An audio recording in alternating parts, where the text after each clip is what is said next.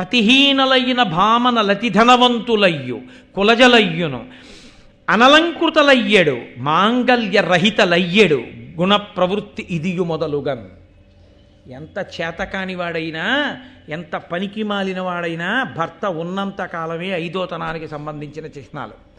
ఎంత గొప్పదైనా, ఎంత ఐశ్వర్యవంతురాలైనా, ఎంత గొప్పదైగా పుట్టినా భర్త మరణిస్తే ఐదోతనానికి సంబంధించిన చిహ్నములను ఆడది విడిచిపెట్టుగాక. కాబట్టి నేను శాపవాక్కు విడిచిపెడుతున్నానన్నాడు. అది ఒక్క భార్యతో సరిపోయిందా? నన్ను నువ్వు ఇలా ద్వేషించావు కాబట్టి, భార్య భర్త అన్న మాట పెట్టి మాట్లాడావు కాబట్టి, ఇది సమస్త స్త్రీ పురుష జాతికి అన్వయం అవుతుంది కాబట్టి నేను స్త్రీ జాతినంతటినీ శపిస్తున్నానన్నాడు. నిస్సందేహంగా అది ధూర్తతనంతో కూడిన శాపవాక్యే. నేనేమి వెనకేసుకురాను. అంటే మహాతపోనిష్టాగరిష్ఠులైనటువంటి వ్యక్తులు అవధిలేని కోపాన్ని ప్రదర్శిస్తే ఒక్కొక్కసారి అంత దారుణమైన స్థితిలో ఏర్పడతాయని, నువ్వు అలా కోపాన్ని పొందకు అని చెప్పడానికి దీర్ఘతముని యొక్క వృత్తాంతం ఒకటి. ఆవిడికి ఒళ్ళు మండింది. నీళ్లల్లో తోసేస్తే తండ్రిని చంపిన పాపం, తోసేయమన్నందుకు భర్తను చంపిన పాపం వస్తాయి, వెదురు కర్రలు కట్టి నీళ్లలో వదిలేయండిరా వీళ్ళది.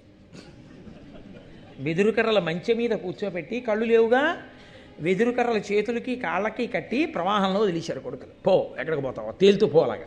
నిన్ను అడ్డుకునేవాడు ఆదుకునేవాడు కనబడ్డావు, ఇప్పుడు నిన్ను ఎవరు భరించాలో తెలుస్తుంది, ఇదే శాపం నువ్వు ఇచ్చేది అని నీళ్ళలో వదిలేశారు. ఆయన ఏం చేశాడు? ప్రవాహంలో వెళ్తున్నాడో, మొసలుందో తిమింగలం ఉందో ఏది ఉందో తెలియదుగా. అందుకని ఏదో అయ్యోయ్ బాబోయ్ అని కేకలేయడం మానేసి చక్కటి స్వరంతో భయం అంటూ వేయడానికి అసలు కళ్ళు అంటూ ఉంటారు. భయమే, ఇప్పుడు భయం ఎందుకు? ఇంకా కళ్ళు లేని దానికి ఎదురుకుండా ఏముందని భయపడాలి కనుక. కాబట్టి హాయిగా వేదం చదువుకుంటూ పోతున్నాడు ఆ నీళ్ల మీద. అలా చాలా రోజులు ప్రయాణించి వెళ్ళేటప్పటికీ ఆ నదీ ప్రవాహంలో బలి అనబడేటటువంటి ఒక రాజుగారు కనబడ్డాడు. ఆయన నదికి స్నానానికి వచ్చి గంగా తీరంలో ఈ వెళ్ళిపోతూ స్వరం చెప్తూ వేదంతో వెళ్ళిపోతున్న వాడిని చూసి, అబ్బా ఎంత గొప్ప వేద బ్రాహ్మణుడు రా, మహానుభావుడు, ఎలా వెళ్ళిపోతున్నాడు రా నీళ్ల మీద, ఎవర్రా వెదురుకర్రలు కట్టేసిన వాడు తీసుకురండి అన్నాడు. ఆ భటులు వెళ్ళి తీసుకొచ్చారు. అయ్యయ్యయ్యయ్యో, ఇంత వేదం చదువుకున్నారు, ఇంత ధూర్తతనంగా మిమ్మల్ని నీళ్ల మీద వదిలేసిన వాళ్ళు ఎవరన్నా, నా కర్రలు విడిపించి ఇంటికి తీసుకెళ్ళాడు. తీసుకెళ్ళి, అమ్మా, భీష్ముడు చెప్తున్నాడు తల్లికి, ఆయన భార్య పేరు సుదేష్ణ, విరాటపర్వంలో వచ్చే సుదేష్ణ కాదు, సుదేష్ణ. ఆమెకి సంతానం లేదు.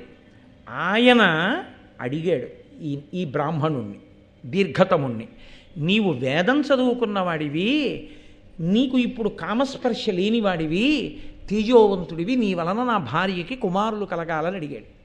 కానీ మలినమైన శరీరంతో ఉన్న ఈయన్ని చూసి అసహ్యం వేసి ఆ రాజుగారి భార్య సుదేశ్